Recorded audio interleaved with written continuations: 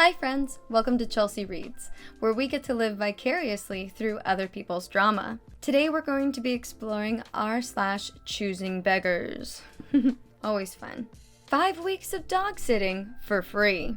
Hi girls! My partner and I are going on holidays early June till early July, about 5 weeks. I can give exact dates if need. Located south side. We are seeing if anyone is able to visit our 2 medium dogs. We'll send photos if interested. They will need to be fed, of course, and walked every now and then if possible. Hopefully given some love and playtime with toys too. One is 11 this year and just loves to guard the house and bark at people walking past the house and is also a big softie. Other is just over 1 and is full of beans and loves to play with all the toys and annoy the older dog getting her trying to play. Basically, 2 opposite dogs in personality, but both beautiful natured. Hoping for free, but willing to pay if last resort. I know there are sites, but I just wanted to ask if there was anyone on this page first. And then it's like the little serene, blushing, happy face emoji. Feel free to message me, and then the little halo emoji. Thank you, XX. And then it has 1 wow reaction and 2 comments. And this is kind of what I was thinking. Feed your dogs every day for 5 weeks for free? And then someone else comments, oh gosh, you can't just let them have a quick visit and occasional quick walk daily for 5 weeks. Yeah, here's what I was thinking. That's a bit cruel and neglectful. If fireworks, thunder, etc., worse, here, cold nights, etc., older ones more clingy and a year old will need a lot of attention, exercise, and could develop anxiety if it feels abandoned. High stress is unfair on both of them. And then they recommend like a pet sitting service. But yeah, that's exactly what I was thinking, is that the way that the Choosing Beggar in this post like phrased it and everything, it's like, oh, we're going to be gone over a month. And during that time is 4th of July, so fireworks, and that's always so, I know, I've got a corgi and she hates fireworks, and I live in an area where people love to put those on year-round, in the daytime, at night, whenever. It's fireworks central.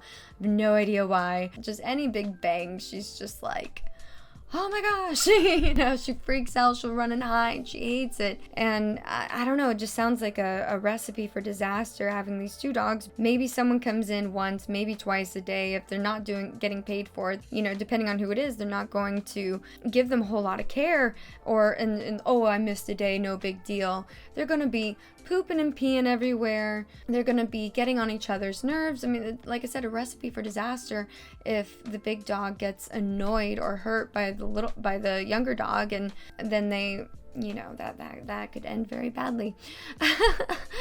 Not that that's anything to laugh at. It's just you laugh when you get uncomfortable, right?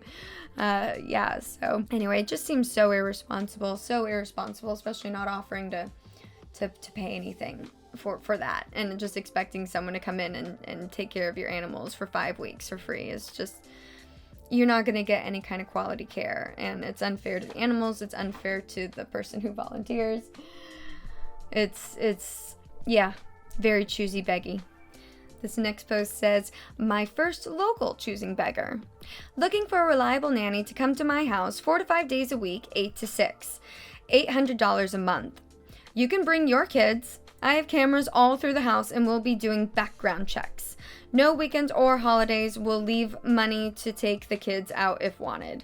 $800 a month from 8 to 6. That's all day, girl. That's all day, or person. I don't know if the choosing beggar is a male or female, or basically you want someone to work full time. That's what you're asking for, $800 a month. So, and that's also not having taxes taken out. So, 8 to 6. Let's do the math on that real quick.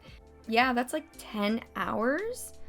10 hours a day. So it's like you're looking at like a 40 to 50 hour work week, and you're getting $800 a month.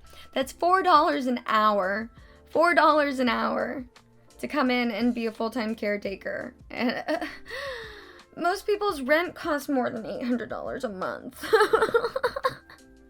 Depending on where you live, but at least where I am. In that case, just like send that money to your mom or someone. Come on, choosing beggar. Don't ask a stranger to do that. Kid only eats Taco Bell, but only meat and cheese.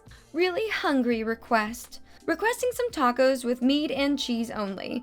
Me and my son, I have no money, and this kid only eats Taco Bell. I know that she meant meat and cheese, but mead is actually a really good honey wine. You'll see them a lot at Renaissance fairs. It's very tasty if you're of age to drink. So it's just really funny thinking like, I want some tacos with meat and cheese. And I'm like, oh yeah, like a goblet of meat and some cheesy tacos. That sounds good. Yeah, this post is the epitome of a choosing beggar because she's being so specific about what she wants, but she's begging on the internet for it. Now I want some mead. My husband would love to drive your Bentley if you have one lying around. My husband loves Bentley cars. Do you have a Bentley car in a garage that needs to go out for drives, but you don't have the time? My husband could take it for drives to keep the battery maintained. He is a very mature, careful driver. His dream is to own a Bentley, but can't afford it, so to drive this car is his dream, and in return, you'll have a chauffeur to keep the car on the road. Please contact me if you have one or know of someone who would like their Bentley on the road again. Thank you. Oh, and then there's some screenshots of the comments. Great idea. I also love Bentleys. And I'm a very careful driver, laughing, crying emoji. I also like the Porsche, Ferrari, McLaren, etc. LOL. I like Bugattis, so if anyone would like to have their Bugatti driven by a complete stranger, please message me, heart. Incidentally, I love Boeing 747 planes, so if anyone has one lying around in their hangar and can't fly it, give me a shout. I'll keep it in the air. Serene smiling emoji. I love mansions. If anyone has one that needs living in, preferably with a pool and cinema, thumbs up. I'm looking for one other person to join me on a trip by private jet to a luxury villa in the south of France. Must own a jet and must have a villa in the south of France. I love money, so if anyone has some lying around, I will keep it safe for you. All currency welcome, laughing, crying emojis. Cringing for your husband right now. Same person, same.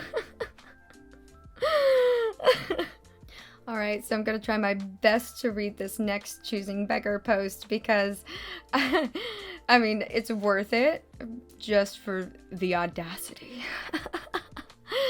But it's about a lot of stuff that I really have no knowledge of, so I'm probably going to butcher some of the software names in this. Here's the title. CEO and CTO of a startup want you to develop a better version of ChatGPT that doesn't hallucinate for free because it might be an, quote, interesting opportunity. We are looking for developers to join our startup, parenthesis, for now, for free, puppy eyes emoji. Idea.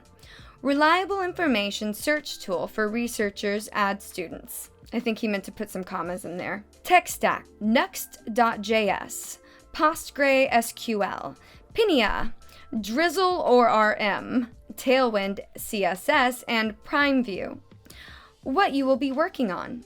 Project itself consists of two main parts separated in order to provide independent scalability. First part, Next.js server and client, takes care of representation of data and handling user requests. Second part, search algorithm, takes care of information search. You will take care of the Next.js side. Team, we have been gathering the team for almost a year now. Started from just two of us. I'm the CTO, and the other guy is the CEO. That's great and all, but who are you? Started from a different idea and pivoted not long ago. So you don't even have like a single goal in line. You tried something that failed, and now you're doing something new. Okay. We got in our team advisors from Aalto Startup Center, based in Helsinki, Finland. Lady that previously was working in Microsoft in marketing position. Lady.